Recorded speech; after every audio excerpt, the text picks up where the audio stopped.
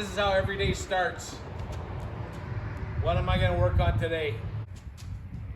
First, you got to move everything out because you don't have enough room. Or do we just have too many bikes? Too many bikes? Never.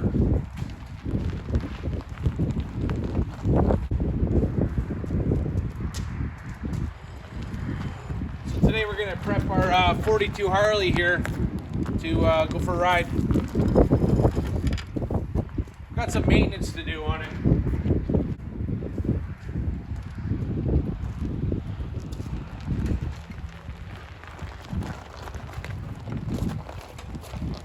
I'm going to get the old trike off the lift. We're going to do some work on it maybe later today or tomorrow, but we need to get our 42 on the lift. In case you didn't see it, but we got this last week. It was sitting outside for 3 years, and gas tank was cruddy, recoil was off, lots of little items that need to be rectified, and we cleaned the carb out, cleaned the petcock, etc., a bunch of stuff, and got it running. So it does have an issue with the back axle. The bearings are shot, so we're gonna have to pull this apart, but today I need to get that 42 on the lift. We need to service it so we can go riding.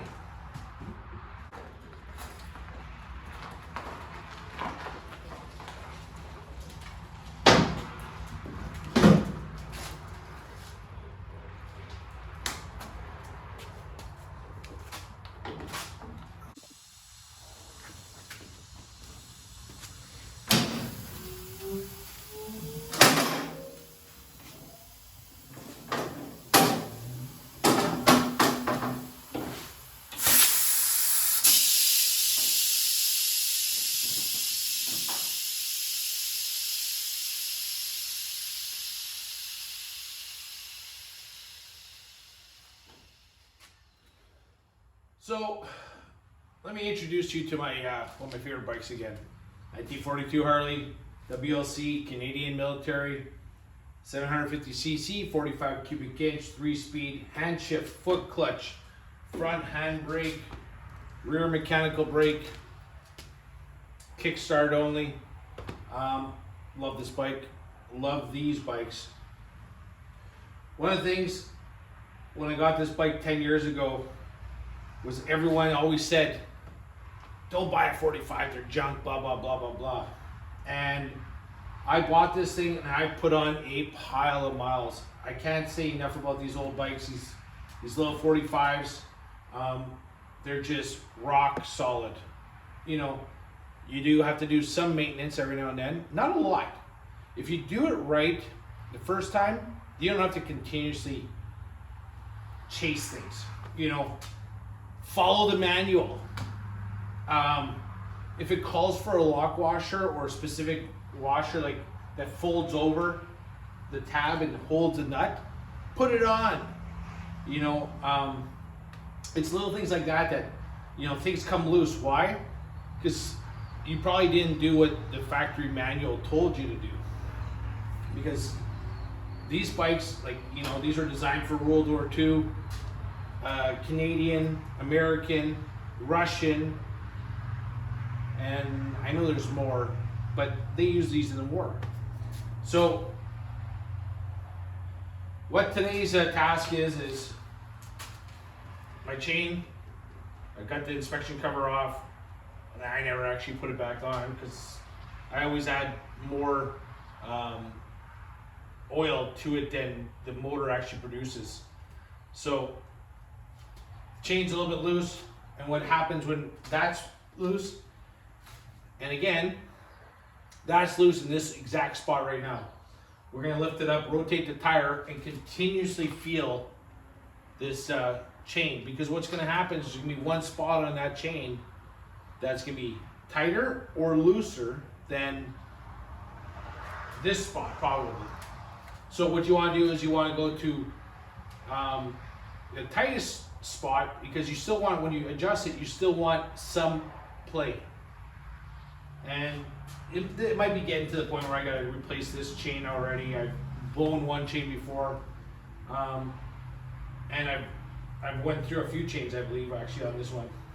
So what happens is, in order to tighten this, because it doesn't have a tensioner like a shovel head, an Evolution, etc., etc., we have to take the transmission and actually physically move it backwards. So we got to loosen the bolts underneath the transmission.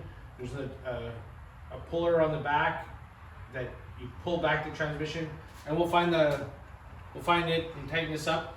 And when that happens, is we got to adjust the shift rod, we got to adjust the rear brake rod, we got to adjust the rear chain, because it's all tied together. So what I did is I took the primary cover off so that you guys can see exactly what I'm looking for and looking at. And then on the very back here, I put a roller, so I can rotate the motor using the back wheel. So I've got it in gear, it's engaged, and I'm just rolling it through. So right now, if you look, I'm gonna say there's 3/8 of an inch, and it's a little bit right where you kind of want it, but you start rolling it around, just watch how it drops. Now you got a lot more. So we're just gonna go to the lowest point just to see how much we have.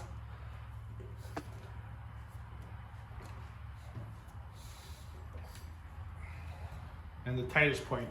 And then we'll go back to the tightest point and tighten it up a bit.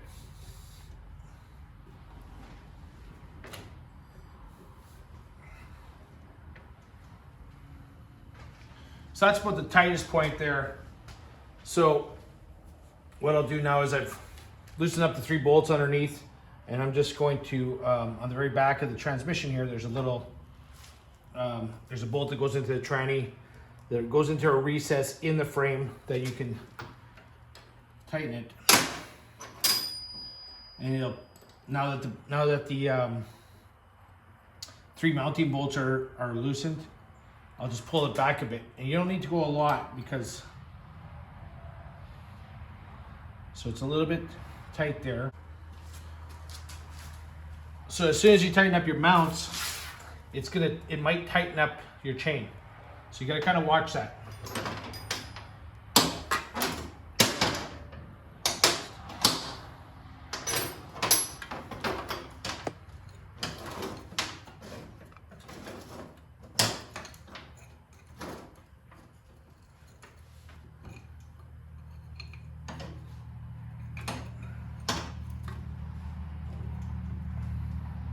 So it's a little bit tight.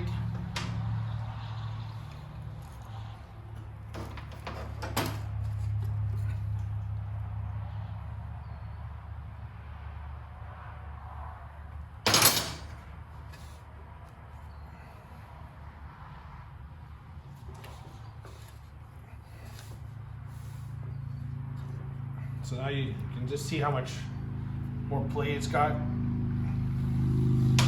So we'll go back to, here's a loose spot.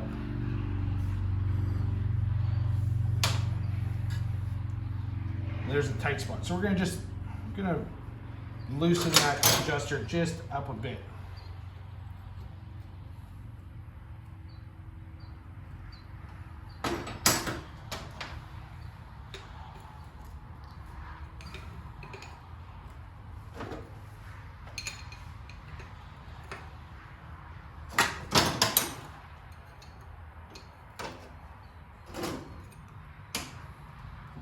So that's pretty good.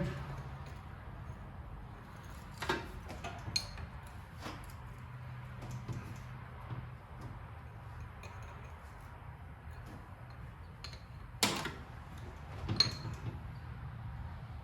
little bit tight there still.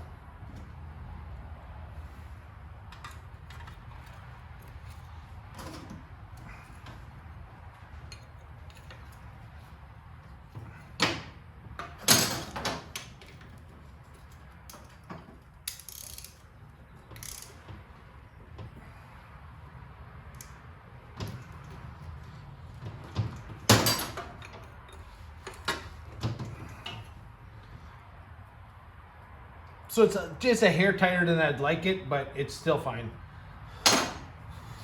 So, so now, once I go to put it in gear, you're gonna notice what'll happen is the shifter could hit the back edge of the third gear, or it could hit the front edge of the first gear. So what you gotta do is you gotta loosen it at this point, take this off, loosen this, and then kind of take it for a ride.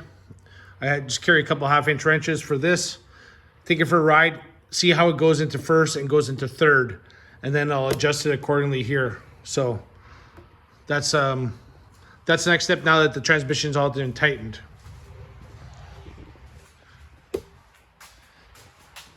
Now, the back chain. So she's pretty loose there. And we'll again rotate it until we find the tight spot. So you can see, pretty loose.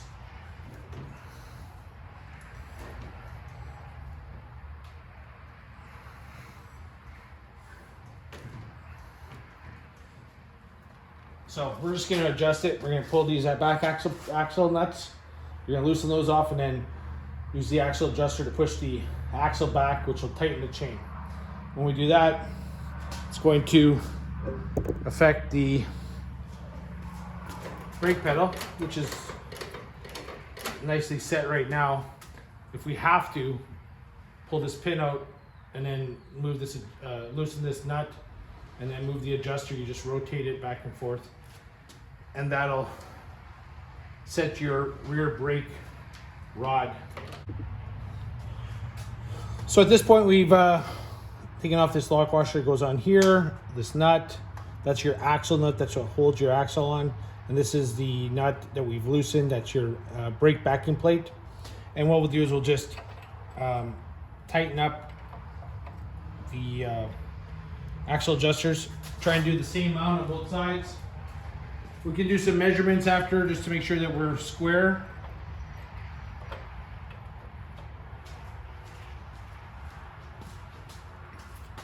And we got a bit, again, that's a little bit tight for me. So we'll just back it off, make sure that the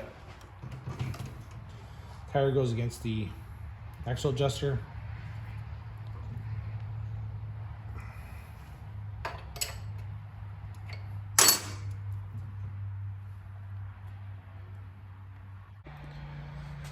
So if you ever wondered why 82 years later we're still riding these bikes, it's because, well, for one, they're fun, but for two, they're well designed.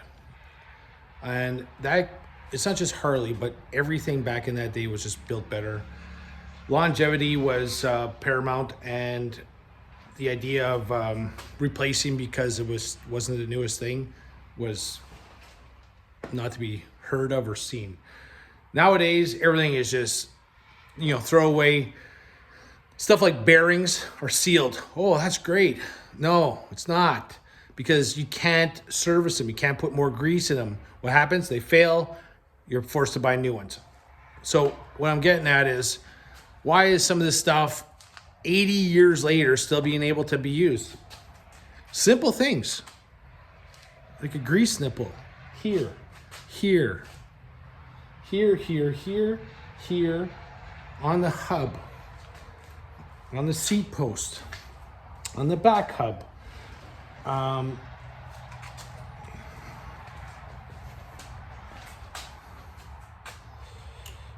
the, I think it's called bell crank, on the brake pedal, on the pivot point, everywhere. There's all these grease points. So you give them a little bit of grease every now and then, and they last, and they last, and they last, and they last.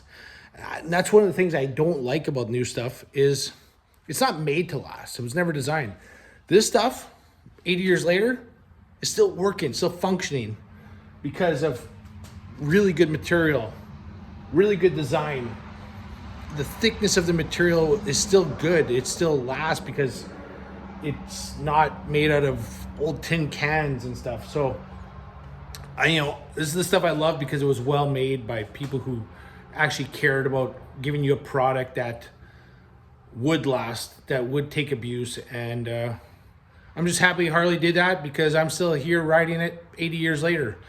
Kind of curious if you ever thought, would the founding fathers of Harley and like Indian and all those guys ever thought in 100 years, in 80 years, they're gonna still be riding this bike I just put out today? I was always curious if they ever thought of that. Like the guys at Harley were still around in the 40s, I believe, some of them, early 50s. So at that point, they're already in the game for like 40, 50 years. And would they be thinking, 80 years from now, some guy in Manitoba, Canada is preaching how good they built them and still riding them? So that's about it for this. I'm going for a ride. The bike's all ready.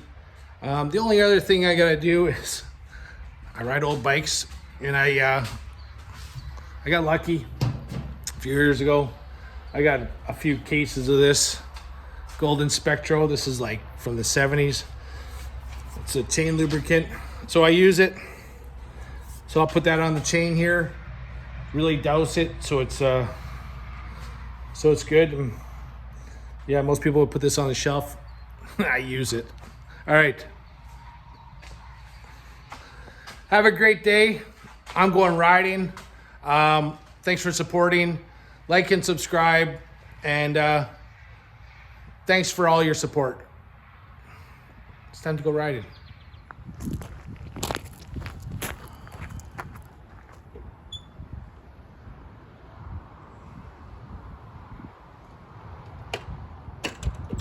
Fuel on, neutral, clutch engaged, choke all the way on.